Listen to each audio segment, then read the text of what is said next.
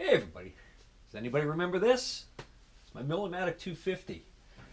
The MIG welder, my first MIG welder I ever bought, and the only MIG welder I've ever owned. And it's never been used. So what happened with this? Well, I got the new MIG gun, and the only thing I need now to test fire this thing is a roll of wire, which is no problem, and the hose and regulator slash flow meter setup, which there's plenty of those to be had cheap enough, and the tank. Okay, so what's supposed to sit here on this tray is not this battery. What's supposed to sit here is a tank that gets secured with this chain, so you can put a pretty big tank on this unit. And when I bought the unit, tank didn't come with it, which makes sense because it came out of a Voctech school. They probably leased all the tanks there. So, why haven't I gotten the tank yet? Well, let's talk tanks. There are really two choices when it comes to shielding gas welding tanks. Owning a tank or leasing a tank. I'm not going to get into all the benefits between the two because it's really going to be there's going to be several factors that you get to take in, and it's going to be different for everybody. All right, so I've got the option of leasing a tank. The problem with leasing a tank, as far as I'm concerned, is that if I'm going to lease a tank, it's probably going to be a large tank. I'm going to get it filled when I lease it, and then I'm going to probably pay the yearly lease fee on it 2 times or more before I empty that tank. To me, why not just take that lease fee and put that into owning a tank? New tanks, brand new tanks, are pretty expensive. It turns out that when you go to like air gas, for instance, that apparently what you end up paying mostly for is the new tank, which is certified, and it's not so much the gas. I'll give you a case in point. I emailed my local air gas branch, and this was actually a while ago. This was several months ago, and here's what he said. He said, "Steve, good morning. We can either rent/lease a tank to you or sell you a small one. A 20-pound cylinder for purchase is $165. I should preface this by saying that this was back on April 19th of this year, 2017. So I don't know if it's gone up since then, but you're probably wondering, why is he saying 20 pound? Why isn't he saying cubic feet? So I initially asked, I mentioned that I bought a used welder and I'm interested in running straight CO2. Can you tell me my options? Okay. Since then, since I wrote this question, I think I determined that I want to do a CO2 argon mix. I forget what they call it, but there's a number and it has to do with the percentage mixture. And that's probably what I'm going to end up doing with. But at the time when I asked this question, he was assuming I wanted to do straight carbon dioxide. So he ended up, let's see, actually I put this on the air gas website, and it was then forwarded to my local air gas rep. And that's where he came up with what I just started to say, which is a 20-pound cylinder. So CO2 is a gas that the cylinders tend to be rated by how many pounds they hold. So a 20-pound cylinder, there's actually a formula, I think, online. You can take and you can plug into the formula that you have 20 pounds of a gas, and you tell it which gas it is, and it will tell you actually how much that works out to in cubic feet, which is kind of a weird thing. I don't want to get too far off the beaten path here. I might be confusing terminologies here. The reason why I mention that is because when you go online, you'll see tanks that will be called 20-pound tanks, for instance, or 5-pound tanks, or so many ounce tanks, the really little itty-bitty ones like they use on maybe like a pellet soft or airsoft gun or something like that. But then you'll also see other tanks that will be rated cubic feet, 40 cubic feet, 60 cubic feet, 80 cubic feet, 150, and so on. Getting back to this, what he said, a 20-pound cylinder for purchase, $165.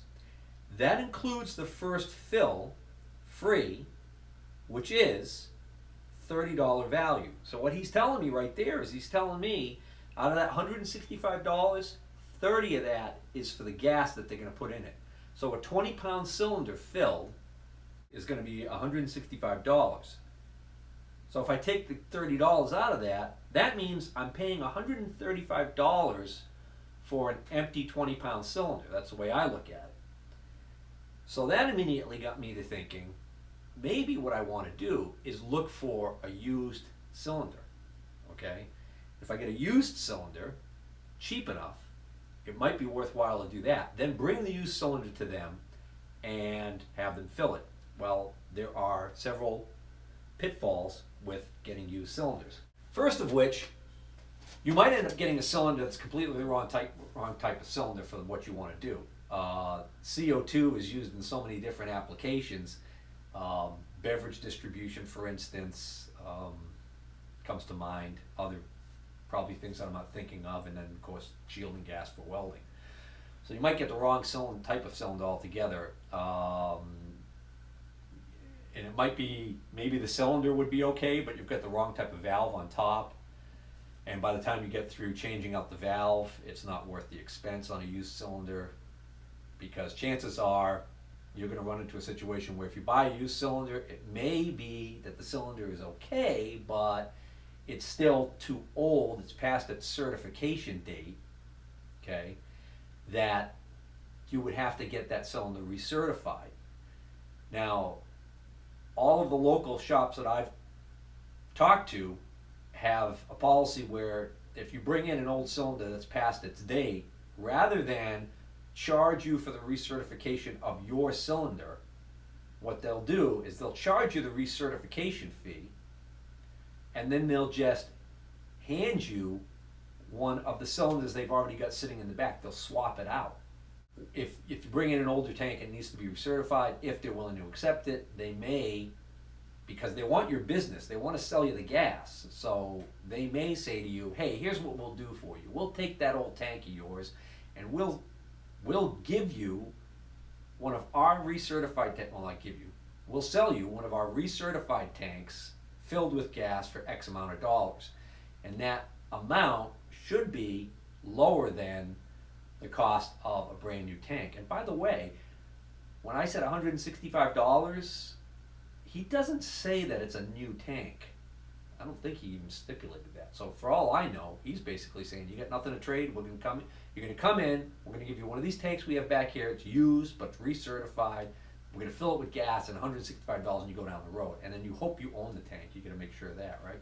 So, what are the other pitfalls? Well, the other pitfall of buying a used tank, buy a used tank or acquire a used tank somehow, and it turns out that it's a leased tank and you didn't know.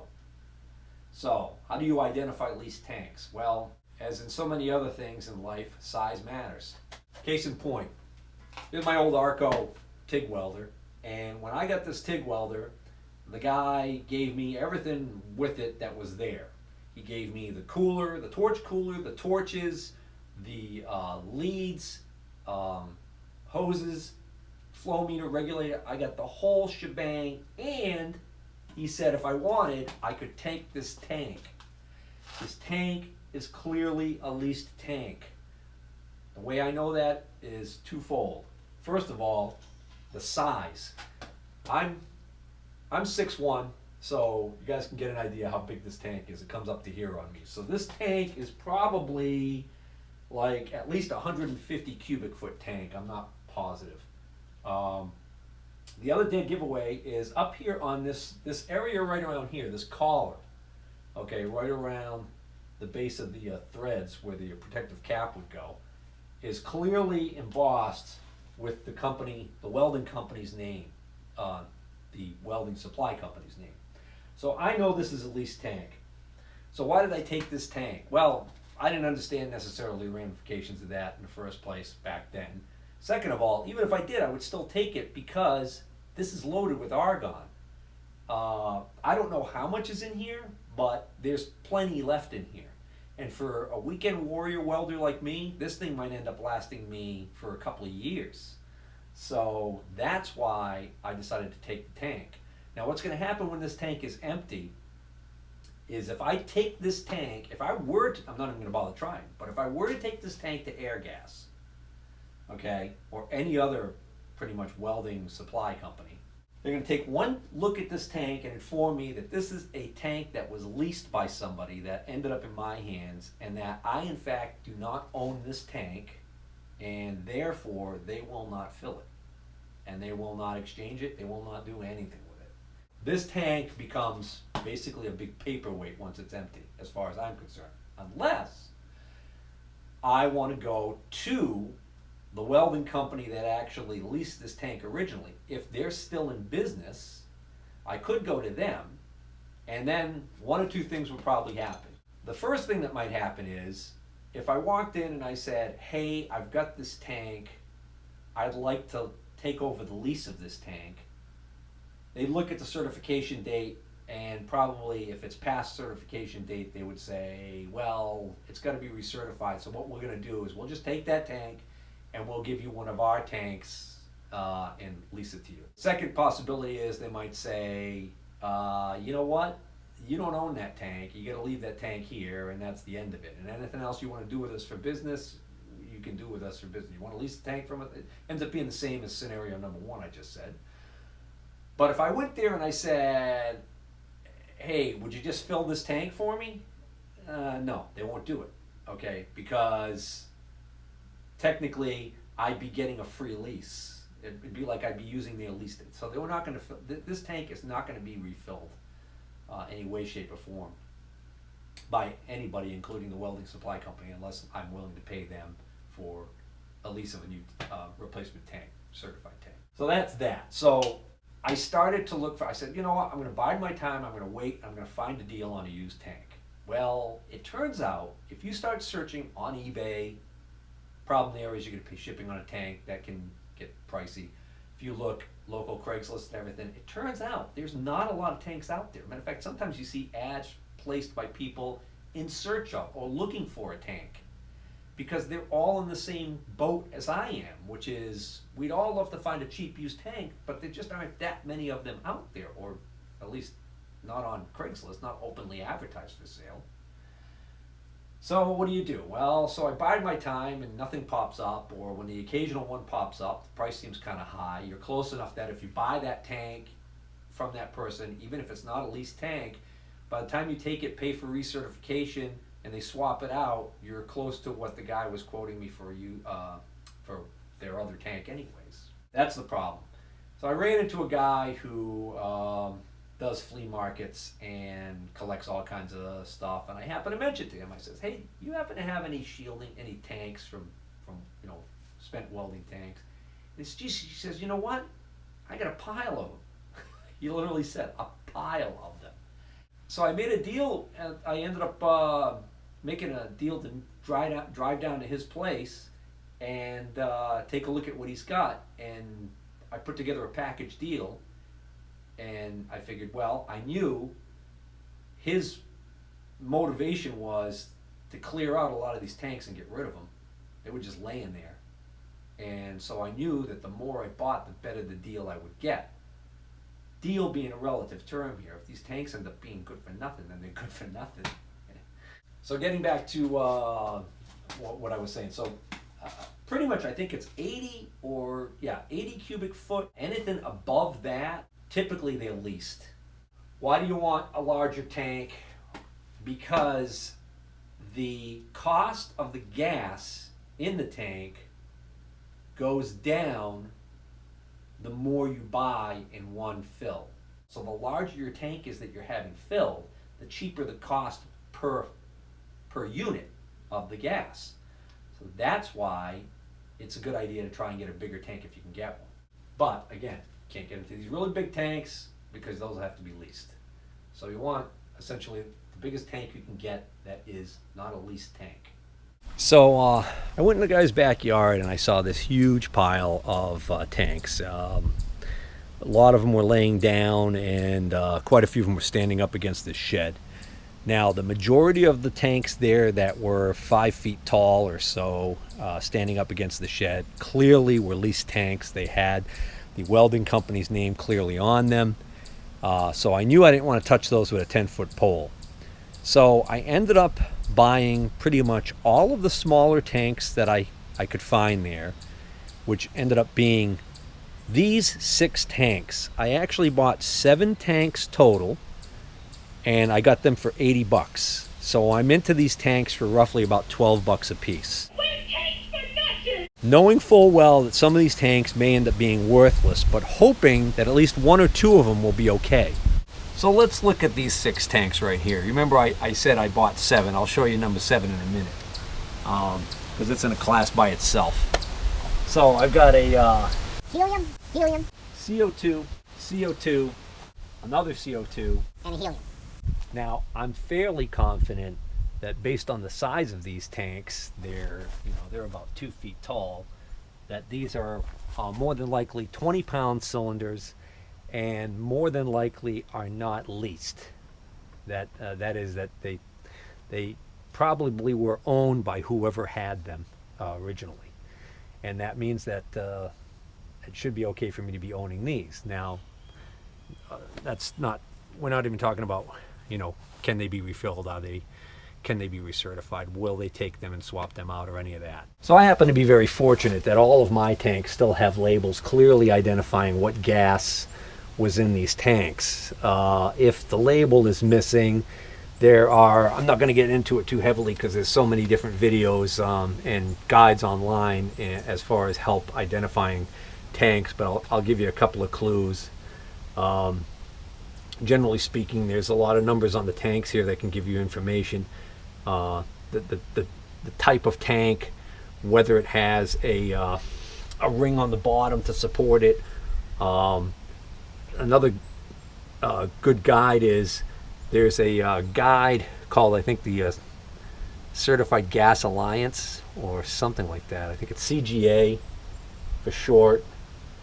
And there's a guide online that you can actually look up. If you can find a number on the valve that's on the tank, oftentimes that can actually help you, point you in the right direction as to what gas is in the tank that valve is on. A lot of these valves here I haven't been able to find numbers on. The reason why I was curious about the valves, even though I know what kind of gas was in these tanks, is because of the different styles of valves. So for instance, on this helium tank has the newest looking valve on it, and it's clearly marked right here, CGA. It's either a 560 or a 580. I don't have my glasses on, but that right there tells me exactly what type of valve this is. So I don't even know whether or not you can put different types of gas in different types of tank. For instance, I know that acetylene tanks are special because of the way that they're designed, because acetylene gas is actually formed from acetone that is inside the tank, and that's why acetylene tanks, unlike these tanks, should never be stored on their sides. They should never be laid down, and if they are laid down, they need to be put back in the vertical position and left that way for a certain amount of time before you actually attempt to use the tank. But I wouldn't be surprised if it would be actually doable to take a carbon dioxide tank, for instance, and put argon in it instead, or a helium tank and put carbon dioxide in it, or vice versa. But then again, there's the question of the valve type. The valve type, there are certain valves that are used for certain gases. These 2 helium tanks on the right have female threads, or a port with threads on the inside. This CO2 tank here has threads on the outside. So all of the CO2 tanks have external threads, and all the helium tanks have internal threads. So that would indicate to me more than likely that that's by design, so that you can't inadvertently hook up a helium tank to a CO2 system, or vice versa. Now this tank here is clearly, in my mind, more than likely a tank used in a beverage distribution system. Like when you go into a place and they've got a soda fountain, and you go up and fill your soda there, and what that basically is that machine is mixing soda water with syrup and injecting CO2 to make it fizzy soda. And that's all happening, and then somewhere there'd be you know, hidden in a back room or behind a wall, there'd be a bunch of tanks. And as any of you probably can attest to, you've had that occur where, gee whiz, you know, you happen to be the guy who's there when the tank runs out and you get flat soda. So you got to go up to the front there, and the obnoxious teenager begrudgingly says, "Oh, you know, we'll get around to that as soon as I'm done, you know, filing my nails, or I've got all of these emojis I've got to send." So they finally get around to going in the back, and they swap out one of these tanks. So this is, you know, this tank right here, I have no use for. So I figure maybe I could sell that tank to somebody who does homebrew beer, or maybe somebody who has like airsoft guns or whatever, and they want to transfer gas to it. The reason why I say that is because this tank actually has carbon dioxide still in it. So, don't know how much is in it, but it feels pretty heavy. So, I hate to just vent all that off and waste it. So I put that tank online, local, Facebook, Craigslist, and whatnot, and based on what I saw those tanks selling for used on eBay, and then taking into account that the tank appears to be at least half full, if not more, and knowing that everybody wants to basically take your asking price and give you a lower offer, I think I put it up for like $60. So I figured, hey, you know what? Somebody wants to come and give me $40 for that tank right now with the CO2 in it. I'll do that. Now maybe I'm crazy. Maybe that's not worth it. I have no idea. So I tested the market. So it's been up for a week now. I've had people asking about it. Problem is, everybody who's asking about it isn't nearby. Oh yeah, and I got the usual tire kicker crowd. I got a guy who said, I put it up for $60. He messages me and says, "I give you $20 for them," because I think he thought maybe I had more. And he thought he'd take as many as I want to sell him for $20 a piece. Now, if I did that with all of these, I would actually end up making $40. But I don't want to do that, because even just one of these tanks might have more value as a bargaining chip when I go to the gas place to get the tank I really want. So let's take a quick look up close at one of these tanks and the numbers on it, so we can get a better, I can tell you a little bit about what I do know. So this area right here on this particular tank, which doesn't exist on some of these other tanks, is called the neck ring. And this area right here is where typically a welding supply company will stamp their name to indicate that the tank is owned by them. So whenever you're shopping for a tank, first thing you look at, a used tank, first thing you want to look at is this neck ring area here. This neck ring has nothing on it. However, what I didn't notice when I was buying this at first, and I notice now, is that right here below the neck ring, this is stamped BEMER, Bemer, Petroleum Corp. Okay, so I don't know whether or not that's going to be a problem. This is such a small tank, I'd be surprised if this was a leased tank. Maybe that's the company that actually was the end user and they marked their tanks. I don't know. So there's a number over here, TC-3AA. So okay, that 3AA indicates that this is a steel tank as opposed to aluminum. You know, you could tell pretty much an aluminum tank is, you know, a little lighter and it'll sound different, but you could probably also use a magnet and just check it. But this number right here is what's telling me this is a steel tank, as opposed to this aluminum tank, which after the DOT, it's kind of hard to see it, but there's actually a 3AL right there, which I believe that's an L. So I think the 3AL indicates that this is an aluminum tank. Now the interesting thing about that is, this is the only other aluminum tank I have. This one, the DOT number actually says SP6498. So there's nothing to indicate, well, at least if that is an indication of the type of metal the tank is made out of, I don't know. Now this dash 1800, I'm pretty sure that does mean that this tank can be filled to 1800 PSI. Down here we get a 9, we get an arrow pointing up, and 7.4. That might mean that the manufacturing date of the tank is September of '74. I'm not sure about that. Oh, actually it looks like I have 3 aluminum tanks, because this tank right here, this one's marked DOT. Right here it's marked 3AL. So again, that's an aluminum tank. And then 1000. And then this one clearly says right on it here, 20 pounds CO2. All gas, Hartford, Connecticut. Okay.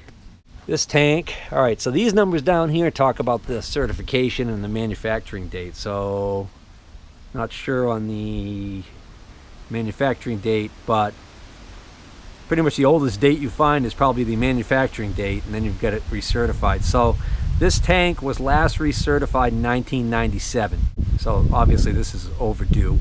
So, 20 years ago. That's an old tank. Let's see, 92. I can't make out what that says. 80, 83. Yeah, that's been around the block. So I think what I'm going to do is I'm going to take my 2 oldest, sorriest looking tanks, these 2 CO2 tanks.